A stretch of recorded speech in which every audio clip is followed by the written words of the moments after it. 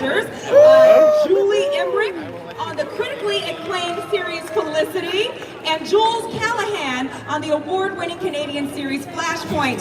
Give it up for Amy Jeff Johnson! I think I came up a little bit too early. That's okay though. How are you guys? Great! Oh, look at all you. The costumes are beautiful. I love it. Hi. Oh. I don't think I got an intro, so Sorry, that's okay. you didn't get an intro. Y'all had enough of me yesterday, it's fine. How's it going? Great. Thank you for being patient today at my table. I appreciate it. Yeah, here we are. I'm gonna take my coat off. Yeah, stand well.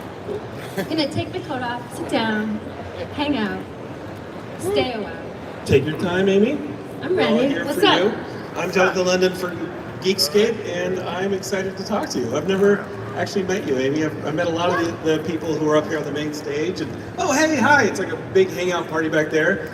But when people found out that I was moderating a conversation with you, they really got excited. Yeah. Like, there's something about just that role you played in the original team. Yeah. That was That- my first job I ever had. A lot Did of you people guys grow know up with that? it. Actually, that's not true. My first job I ever had was scooping ice cream when I was in 6th grade. No, yeah, 6th grade. No, but my first acting job was Power Rangers. I went to school in New York when I was 19 to 20. Then I followed a boy across country to Los Angeles. This is very embarrassing to say, but I didn't realize that Hollywood was in Los Angeles. I know. It was like its own town in your head. You're like, It was so convenient when I got here. I was like, oh my God, this is great. But I literally drove, I guess on the 10, like pretty much a lot of the way. Does the 10 go all the way? yeah. The 10 will take you Drove right. the 10 all the way to the ocean. Put my feet in the sand and I was like, but on my way to the ocean, I saw the Hollywood sign and I got really excited. Anyway, 6 months later, I left because I was like, I don't know if this is working for me. The relationship or the career? You Oh, found a we guy out broke here. up. I broke Oh, up you with the boy.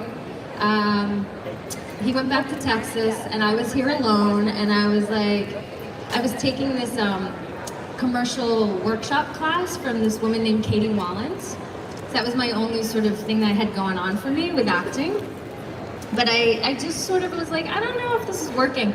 And so the night before I moved back to Cape Cod, where I'm from, I met this man in the Hollywood Diner. His name was Walter Rainey, and he was my mentor for the last 30 years. He passed away about a year ago. But he told me, he was like, you have it, you have what it takes. And I was like, and I literally moved home and within 2 weeks moved back because he filled my ego and made me believe in myself.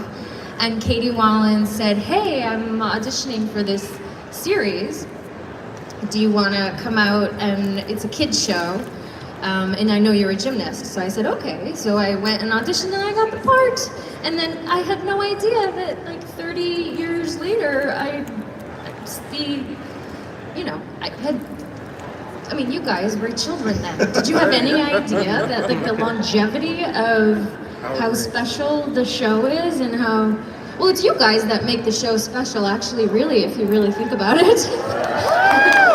Right? Just like the love that you have for those characters is mind-blowing to me. It's really beautiful. So I really thank you. And it was immediate too. Remember, that was the toy that couldn't stay on shelves. People were like fighting in aisles for them that Christmas. That Power first Rangers Christmas. It was immediate, right? The year before it was the Cabbage Patch Kid. Mm-hmm. And then that year it was the Power Rangers. And I'm sorry if I'm talking too much. No, Okay. they're not here for me. But I remember the first Christmas, maybe it was the second Christmas, it was the second one, because I was with Steve Cardenas, you know, Rocky. From after Austin left. We went to Detroit. I think they spread us out all over you know what that was, you guys? That was the publicity for the movie. the movie was coming out. They send you like malls and stuff, or like what do they do? Yeah, so they spread us out all over in malls across the country, teamed me up with Rocky, with Steve Cardenas, and they didn't know, I guess they weren't prepared for how popular the show was, but I remember we were wearing our costumes without the helmets, and, oh no, I refused to. To put the helmet on. Yeah. Steve Cardenas had the Red Ranger suit on, and I had like a pink T-shirt or something.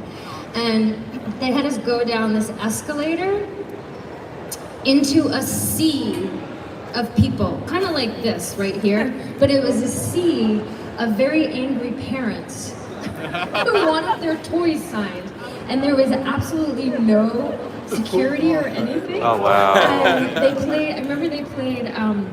The Rocky theme, Eye of the Tiger, as we came down the Oh yeah, escalator. for parents, get them ready to fight each other. That's a great idea. Yeah, and me and Steve are going into this like sea of you know, Rabid people. parents. And I look at him and I go, on 3, run.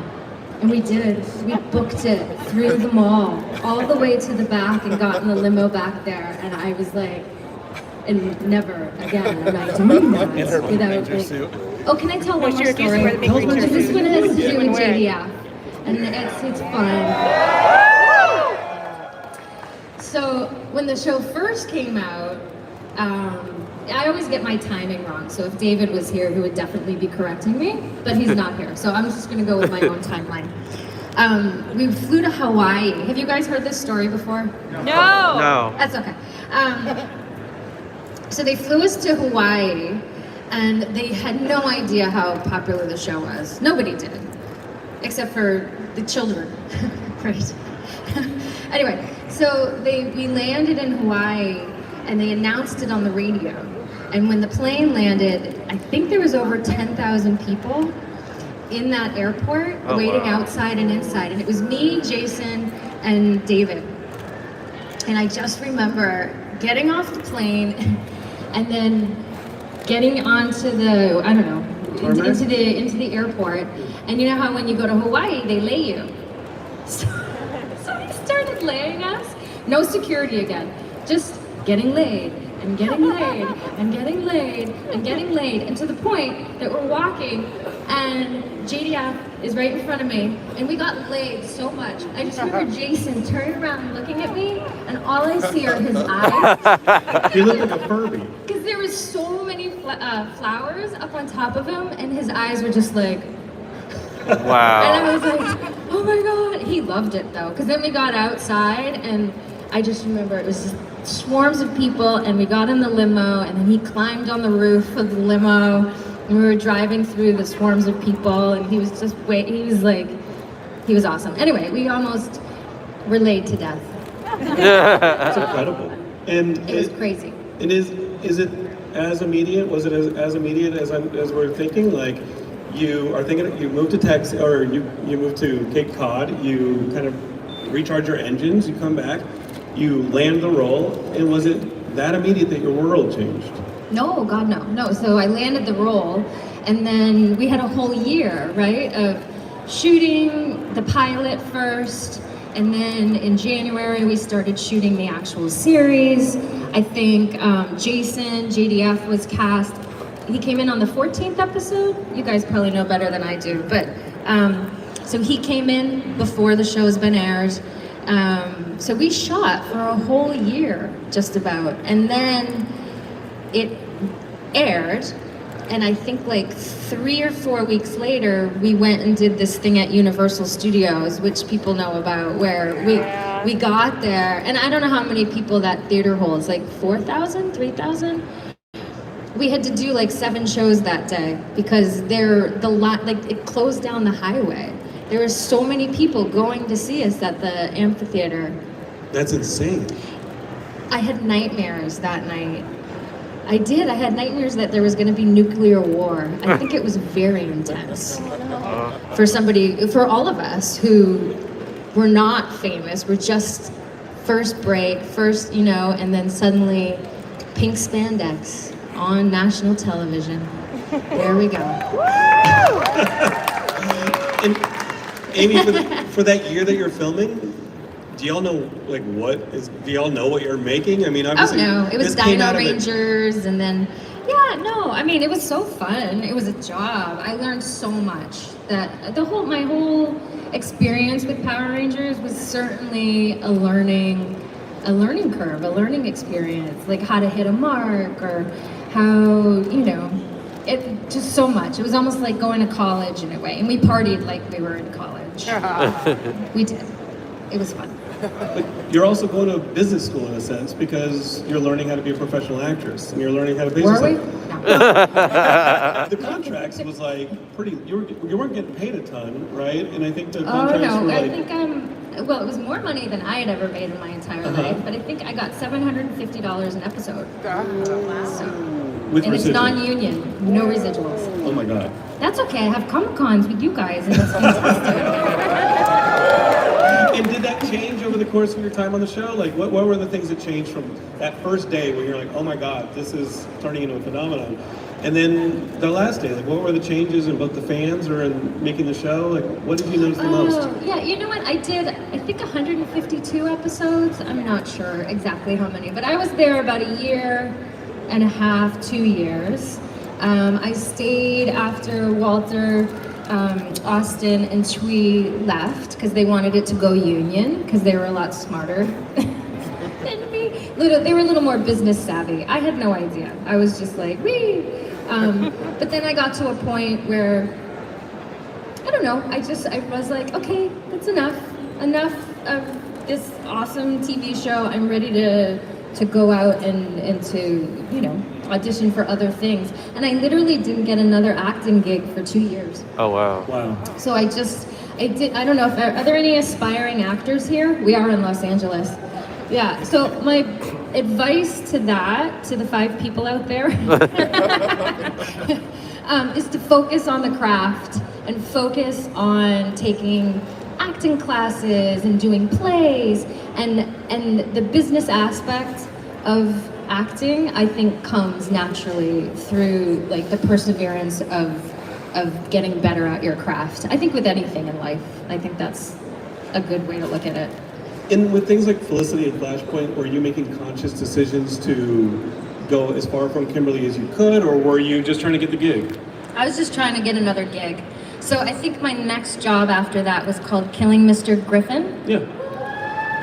Actually, that's not true. My next job got me in the union, and I played Iowa's Finest with Billy Crudup. Well, I had one scene with Billy Crudup in Prefontaine. What was the movie called? And are there a lot of children here? No. My one scene was I got to have a sex scene with Billy Crudup, and I was a gymnast, and I was doing a handstand while we had sex. Anyway, we didn't really have sex, guys. That's not how it works. But and my character role was Iowa's Finest. That's pretty different. It was than Power amazing. Rangers. It was so fun. Uh-huh. Oh my God! Robert Towne directed that movie. It was an experience, and I got in the union. And then the next job after that was Killing Mr. Griffin Did you always have with the Michelle Williams, actually. Well, as you're taking all these different roles and they're different every time you're doing it, when did the directing bug kick in? When did the directing bug kick in? I think I had the bug earlier than I actually acted on my desire and figuring out my passion. So I actually left Los Angeles when I turned 35 That's why she missed the last because year. I was kind of burning out. I was very insecure. I was very focused on what everybody else is doing, and it was affecting me.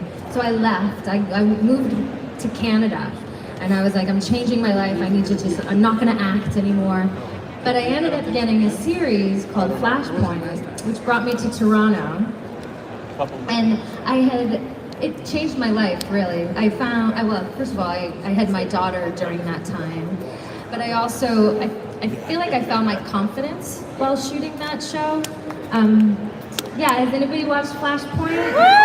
Yeah, it was such a good experience for me with Enrico and the whole cast. I was the only girl really in the cast too, which was quite empowering. And I was pregnant the whole first season with a lot of hormones, so it was life changing. Like, anyway, I feel like Am I running out of time? Am I No. talking too much? Oh, okay. So when I first got the role, I felt, I didn't feel like I was sitting in my body, if that makes any sense. I felt very just insecure and wishy-washy. But to play Jules on the Flashpoint, I had to be a sniper, and I had to be like this like confident person, this, you know. And I just remember being pregnant and the producer or Enrico or somebody saying, just like, you know, fake it till you make it. And literally through those 5 seasons, I like suddenly just found myself like just more grounded in my body, and in my life, I felt myself more grounded. Probably becoming a mother, and long story short, during that time, I figured out that I wanted to tell stories, and actually acting wasn't fulfilling me or making me super happy.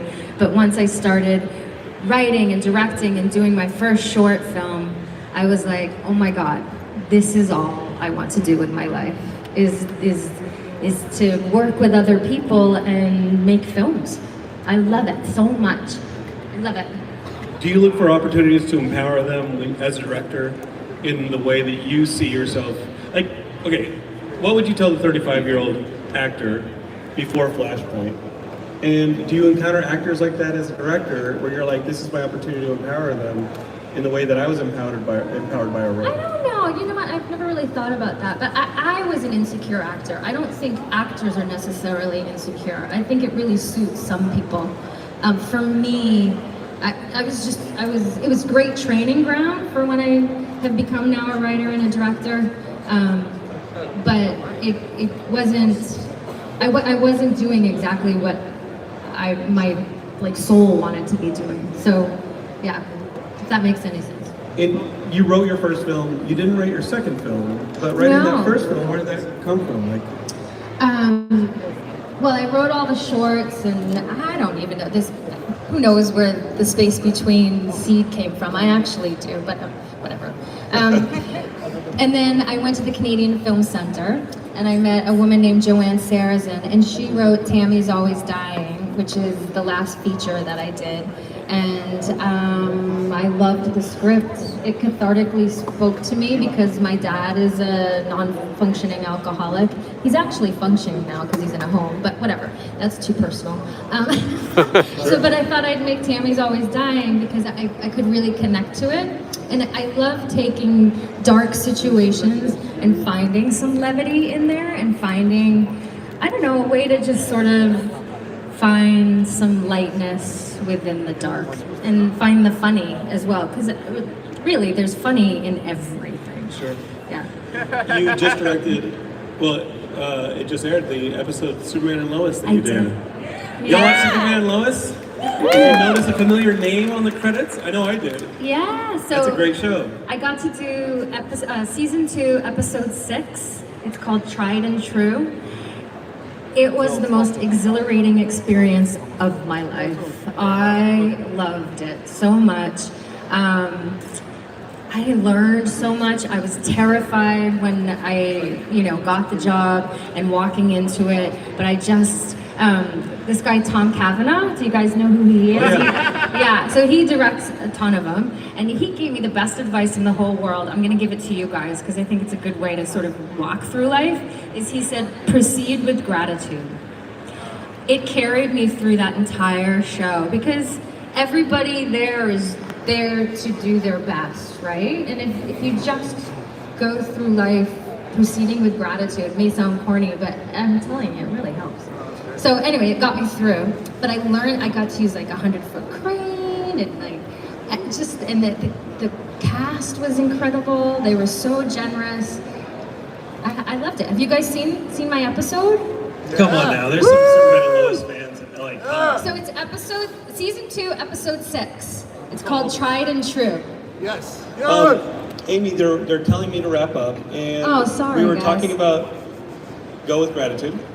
Yeah. What are you grateful for? And what are we going to see you write and direct next?